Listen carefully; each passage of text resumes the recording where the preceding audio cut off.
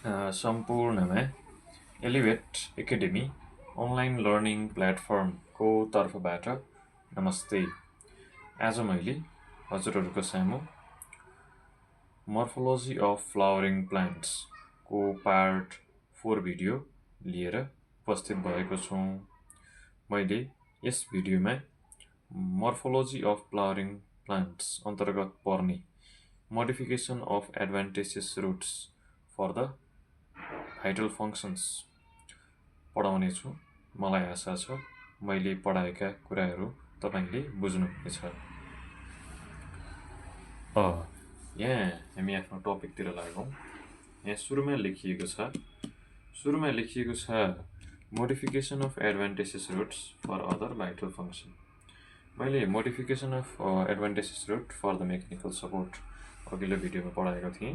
यस भिडियोमा मैले modification of advantages root for the vital फङ्सनबाट सुरु गर्नेछु। यहाँ सुरुमा लेखिएको छ फोटोसिन्थेटिक रुट्स और एसिमुलेटरी रुट्स। कुरो एउटै हो। फोटोसिन्थेटिक रुट्सलाई चाहिँ हामीले एसिमुलेटरी रुट्स पनि भन्दछौँ। अब यहाँ पहिलो पोइन्टमा लेखिएको छ दिज रुट्स आर ग्रीन। यो रुट्सहरू चाहिँ हरियो कलरको हुन्छ किन क्लोरोफाइलस प्रेजेन्ट भएको कारणले एन्ड फर्म फोटोसिन्थेटिक एक्टिभिटिज। ओके, इक्जाम्पलको रूपमा चाहिँ के हुन्छ ट्रापा भनेको के हो वाटर क्रेस्टनट। यसलाई चाहिँ हामी सिङ्घारा पनि भन्छौँ। टाइनोस्पोरा अनि टाइनोफाइलम भयो। अब इक्जाम्पलमा चाहिँ ट्रापा टाइनोस्पोरा टाइनोफाइलम भयो। टिटिटी तीनटा टी छ, त्यसैले @3t हुनेछ याद गर्नको लागि हैन। यसरी पनि याद गर्दा भयो निमोनिक्स बनाएर, नत्र ट्रापा टाइनोस्पोरा टाइनोफाइलम यसरी पनि याद गर्दा हुन्छ। ओके, ल अगाडि बढौँ। यहाँ अगाडि के लेखिएको छ त प्यारासाइटिक रुट्स अथवा हिस्टोरिकल रुट्स अथवा सकिङ रुट्स। तीनटै कुरो एउटै हो। प्यारासाइटिक रुट्स पनि भन्दा भयो, हिस्टोरिकल रुट्स पनि भन्दा भयो, सकिङ रुट्स पनि भन्दा भयो। अब यहाँ यो चित्रमा देखाइएको छ यसको बारे। अब यसलाई इक्जाम्पलमा पनि मैले बुझाउँछु।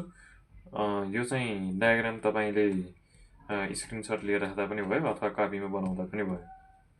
यहाँ लेखिएको छ प्यारासाइट हेर्नुभयो, यो चाहिँ प्यारासाइट हो। यो चाहिँ एक्ज्याक्टली हस्टोरिया हो। यो भनेको चाहिँ होस्ट हो। ओके, यो भनेको चाहिँ होस्ट हो। यहाँ सानो देखाइएको छ त्यो पोइन्ट भनेको चाहिँ जाइलम हो अनि ट्याक्कै त्यसको तल के रहेछ फ्लोएम रहेछ। कुस्कुत्ता, यसको एक्जाम यो के हो कुस्कुत्ता भनेको के रहेछ टोटल स्टिम प्यारासाइट हो। अब यसलाई नेपालीमा के भन्छ त आकाशे बेली लहरा ओके भनिन्छ। अब यसको बारे के बुझौँ। Found in non green parasites like Cuscuta. अब प्यारासाइटिक रुट्स कहाँ पाइन्छ आकाशे बेली लहरामा पाइन्छ, कुस्कुत्तामा पाइन्छ। ओके, अब कुस्कुत्तालाई के भनिन्छ आकाशे बेली लहरा मैले भनिसकेँ। यो भनेको के हो एउटा टोटल स्टिम प्यारासाइट हो। ओके, ल अब अर्को पोइन्टमा के लेखेको छ त parasitic roots of Cuscuta are called haustoria or sucking roots. Parasitic roots of कुस्कुत्ताको जुन प्यारासाइटिक रुट्स छ त्यसलाई हामी के भन्छौँ सकिङ रुट्स पनि भन्न सकिन्छ, हिस्टोरिकल रुट्स पनि भन्न सकिन्छ। ओके, बोथ आर करेक्ट, यति चाहिँ बुझ्नुहोस्। अब हामी अगाडि बढौँ। अगाडि के लेखिएको छ इपिफाइटिक रुट्स अथवा हाइग्रोस्कोपिक रुट्स भनेर लेखेको छ। ओके, यो चाहिँ क्लाइम्बिङ रुट्स र ह्याङ्गिङ रुटको कुरा आउँछ यता चाहिँ। ओके, यहाँ पहिलो पोइन्टमा के लेखेको छ कमन इन इपिफाइटिक अर्किड्स। ओके, इपिफाइटिक अर्किड्समा प्राय कमन हुन्छ। इक्जाम्पल भ्यान्डा भयो नि त। अब इक्जाम्पलमा अर्को पोइन्ट हेरौँ। अर्को पोइन्टमा के छ epiphytic orchids so 3 types of roots. Epiphytic roots अन्तर्गत 3 टाइपको रुट पर्छ। यहाँ चित्रमा पनि देखाइएको छ। चित्रमा के देखाइएको छ एउटा फिक्सिङ रुट क्लिङ्गिङ रुट्स हुन्छ, एउटा एब्जर्बिङ रुट्स हुन्छ र ह्याङ्गिङ रुट्सलाई इपिफाइटिक रुट्स पनि भनिन्छ, हाइग्रोस्कोपिक रुट्स पनि भनिन्छ। ओके, एरल रुट्स पनि भनिन्छ। यी सबै hanging roots epiphytic roots hygroscopic roots aerial roots यी सबैको काम के हो त absorption of waters and moisture नै हो। ओके, बुझ्नुभयो। अब हेरौँ त सुरुमा हेरौँ फिक्सिङ रुट क्लिङ्गिङ रुट यसको काम के हो फिक्सेसन, त्यसरी नामै फिक्सिङ भयो। एब्जर्बिङ रुट्सको काम के हो एब्जर्प्सन अफ मिनरल्स वाटर्स हैन। सी नम्बरमा hanging roots epiphytic roots hygroscopic roots aerial roots यिनीहरूको काम के हो एब्जर्प्सन अफ मोइस्चर। ल अब hanging roots are surrounded by के ह्याङ्गिङ रुट्सलाई केले सराउन्ड गरेको हुन्छ यहाँ हेर्नु त ह्याङ्गिङ रुट छ ह्याङ्गिङ रुटलाई केले सराउन्ड गरेको छ त hanging roots are surrounded by the multilayered dead spongy hygroscopic tissue called velamen होइन। भेलामिन कस्तो हुन्छ भेलामिन चाहिँ डेड हुन्छ मल्टिलेयर्ड हुन्छ स्पोन्जी हुन्छ अनि हाइग्रोस्कोपिक टिस्यु हुन्छ प्रेजेन्ट ओके भेलामिनमा। ह्याङ्गिङ रुटलाई सराउन्ड गर्ने भनेको भेलामिनले हो यति चाहिँ बुझ्नुहोस् ओके ल। अब सम अदर मोडिफिकेसन्स बारे हामी पढ्छौँ। अब सम अदर मोडिफिकेसन्समा के भनेको छ reproductive advantages roots. Reproductive advantages roots कहाँ कहाँ प्रेजेन्ट हुन्छ त स्विट पोटेटोमा हुन्छ डाइलामा हुन्छ ट्राइकोस्यान्थस डियोकामा हुन्छ होइन। यस ट्राइकोस्यान्थस डियोका भनेको के हो यो चाहिँ साइन्टिफिक नेम अफ पर्वल पर्वललाई के भन्छ ट्राइकोस्यान्थस डियोका भनिन्छ ओके ल। अब reproductive tap roots occur in कहाँ डाल्बर्गिया सिसो ओके रिप्रोडक्टिभ ट्याप रुट्स चाहिँ कहाँ अकर हुन्छ डाल्बर्गिया सिसोमा अकर हुन्छ।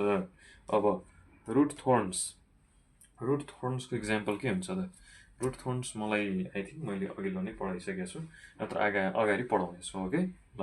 रुट थोर्न्स अब इक्जाम्पल हेरौँ रुट थोर्न्सको इक्जाम्पल भनेको के हुन्छ पोथस हुन्छ मनी प्लान्ट हुन्छ अनि के छ एकान्थोरिजा हुन्छ ओके यति चाहिँ बुझौँ। अब अगाडि बढौँ। अब यहाँ के लेखेको छ त यहाँ लेखेको छ कन्ट्र्याक्टाइल रुट्स अथवा पुल रुट्स। कन्ट्र्याक्टाइल रुट्स भन्नुहोस् अथवा पुल रुट्स भन्नुहोस् कुरो एउटै हो। अब यसको काम चाहिँ के हो कहाँ एराइज हुन्छ त arise from the underground stem example allium cepa हेर्नु भएको होला एलियम सेपा ओनियनमा के हुन्छ यो पुल रुट्सहरू तलबाट एराइज हुन्छ ओके ल। स्टिम हेरौँ स्टिमको बारे पढ्छौँ। स्टिम कहाँबाट डेभलप हुन्छ stem develops from the plumule of the embryo त्यसैले यहाँ लेखेको छ develops from plumule of embryo भनेर लेखिएको छ। अब क्यारेक्टरिस्टिक फिचर अफ स्टिम के हुन्छ स्टिमको क्यारेक्टरिस्टिक फिचर के हो त प्रेजेन्ट अफ नोड एन्ड इन्टरनोड होइन। नोड एन्ड इन्टरनोड मैले पार्ट 1 भिडियोमा बुझाइसकेको छु। नोड र नोड बिचको डिस्टेन्सलाई हामी के भन्छौँ इन्टरनोड भन्छौँ यो चाहिँ मैले भनिसकेको छु। अब यो टेबल हेरौँ यो टेबल के को बारेमा छ यो टेबल चाहिँ तपाईँको स्टिम मोडिफिकेसनको बारे छ ओके। स्टिम मोडिफिकेसन अन्तर्गत के पढ्ने त हामीले एरियल मोडिफिकेसन बारे पढ्छौँ सब एरियल मोडिफिकेसन बारे पढ्छौँ अनि अन्डरग्राउन्ड मोडिफिकेसन बारे पढ्छौँ। अब एरियल मोडिफिकेसन अन्तर्गत के पर्छ त एरियल मोडिफिकेसन अन्तर्गत पर्छ क्लाइम्बर अनि अरू के हुन्छ फाइलोड अरू के हुन्छ क्ल्याडोड अरू के हुन्छ थोर्न्स अनि सब एरियल मोडिफिकेसन अन्तर्गत के पर्छ त सब एरियल मोडिफिकेसन अन्तर्गत पर्छ रनर अरू के पर्छ त स्टोन अरू के पर्छ त सकर अरू के पर्छ त अफसेट ओके ल। अब अन्डरग्राउन्ड मोडिफिकेसन अन्तर्गत के पर्छ अन्डरग्राउन्ड मोडिफिकेसन अन्तर्गत पर्ने हो बल्ब अरू के पर्छ त कर्म अर्को के पर्छ त राइजोम अर्को के पर्छ त ट्युबर यति बुझ्नुभयो ल। अब क्लाइम्बर होइन एरियल मोडिफिकेसन अन्तर्गत पर्छ क्लाइम्बर अन्तर्गत के पर्छ रुट क्लाइम्बर पर्छ टेन्डिल क्लाइम्बर पर्छ हुक क्लाइम्बर पर्छ लियनस पर्छ अनि थोर्न क्लाइम्बर पर्छ। अब हामीले सुरुमा एक गरी पढ्छौँ। अब सुरुमा के लेखिएको छ त सुरुमा लेखिएको छ एरियल मोडिफिकेसन भनेर सुरुमा लेखिएको छ ओके। एरियल स्टिम भनेर लेखिएको छ ओके। एरियल स्टिमलाई के भनिन्छ त एरियल स्टिम भनेको एपिटेरानियन ओके ल। अब पहिलो पोइन्टमा के लेखेको छ ए नम्बरमा यो चाहिँ एरियल स्टिम भनेको चाहिँ एउटा रिड्युस्ड एरियल स्टिम हो। कहाँ अकर गर्छ त रिड्युस्ड एरियल स्टिम यो कहाँ अकर गर्छ यो चाहिँ मुलामा अकर गर्छ ऱ्याडिस टर्निप यिनीहरूमा अकर गर्छ। अब इरेक्ट एरियल स्टिम कहाँ अकर गर्छ त हेरौँ त दिज स्टिम्स आर सफिसियन्टली स्ट्रङ होइन स्ट्रङ हुन्छ and stay erect and upright without any external support यिनीहरू के हुन्छ यो भनेको इरेक्ट एरियल स्टिम चाहिँ तपाईँको स्ट्रङ हुन्छ अनि यो के हुन्छ एकदमै इरेक्ट स्ट्रेट भएर बसेको हुन्छ के को लागि एक्सटर्नल सपोर्टको लागि। अब यसको टाइप्स बारे पढौँ ओके। एरियल स्टिमको टाइप्स के हुन्छ त सुरुमा कलमको बारे पढाइएको छ ल। कलमको बारे यहाँ के पढाउनु त हामीले यहाँ फर्स्ट पोइन्टमा लेखेको छ jointed stem with distinct nodes and internodes. स्टिमहरू चाहिँ डिस्टिङ्क्ट नोड अनि इन्टरनोडले जोइन गरेको हुन्छ। यो हेर्नुहोस् त, यो भनेको के रहेछ त, यो सानो धर्को जस्तो देख्नुभयो, यो धर्को भनेको चाहिँ नोड हो, अनि अर्को धर्को भनेको नोड हो। यो नोड र नोड बिचको डिस्टेन्सलाई हामी के भन्छौँ त, यो नोड र नोड बिचको डिस्टेन्सलाई हामीले इन्टरनोड भन्दछौँ। बुझ्नुभयो? ल बुझ्यो। ल अब इक्जाम्पलमा के हुन्छ त, इक्जाम्पलमा के हुन्छ, सुगर केन। उखु हेर्नु भएको छ, उखु त खानु पनि भएको होला, यदि तराईतिरको हुनुहुन्छ भने उखु खानु भएको छ तपाईँहरूले। ओके, सुगर क्यान हेर्नु भएको छ, त्यो सुगर क्यानको बिचको लाइन के हो, त्यो भनेको नोड हो। यो नोड लाइन बिचको डिस्टेन्स के हो, लाइन बिचको डिस्टेन्स चाहिँ इन्टरनोड हो। यो चाहिँ बुझ्नु पर्यो।